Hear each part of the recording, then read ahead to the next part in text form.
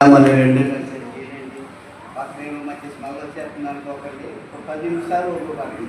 స్తోత్రం. పరిశుద్ధ గ్రంథము నుండి ద్వితీయోపదేశ ఖండము 28వ అధ్యాయము 12వ వచనం మనం చూసుకుందాం.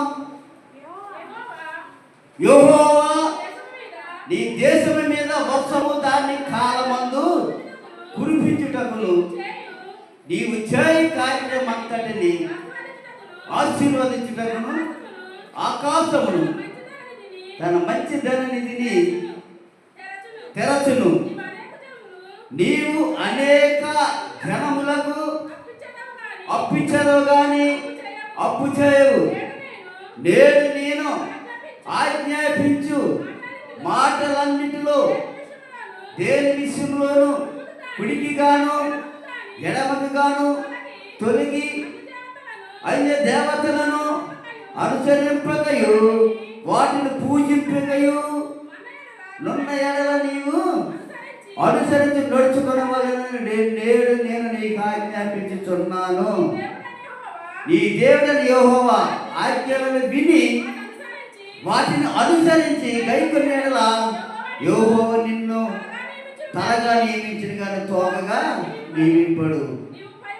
నీకు పైవాడుగా ముందుగా నీ కిందవాడుగా. దేవునికి స్తోత్రం. ప్రియ దేవుని బిడ్డలారా, ఈరోజు ప్రభువు మన కొరకు ఆకాశములు తెరిచి ఇక్కడ చూడండి అనేకమైన ఆశీర్వాదాలు మనకు కుమ్మరిస్తూ ఉన్నాడు. ఎందుకంటే ఇక్కడ మనం చూసుకుంటే మొట్టమొదటిగా మనం చూసుకుంటే మూడవ యోహాను పత్రిక 1వ అధ్యాయము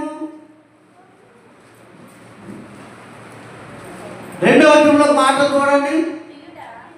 ప్రియుడని ఆత్మ వర్ధిల్లు ప్రకారం నీవు అన్ని విషయములలోనూ వర్ధిల్లుచు సౌఖ్యంగా ఉండవలనని ప్రార్థించుతున్నాను. చాలండి. ఇక్కడ చూడండి, దేవుడు మనకి ఏం చెప్తున్నాడంటే దినాన్ని మరి మొట్టమొదటిగా ఆకాశముతో మనల్ని ఏంటంట ఆకాశపు మంచుతో దేవుడు మనల్ని దీవిస్తూ ఉన్నాడు.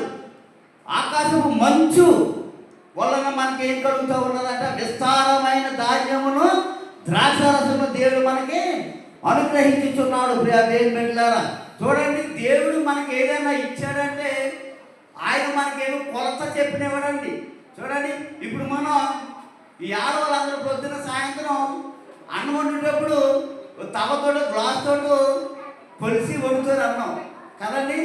వండుతారా లేదా, కొలుస్తారా లేదా, ప్రతి దానికి కొలత వేస్తారు. అయితే దేవుడు మనకు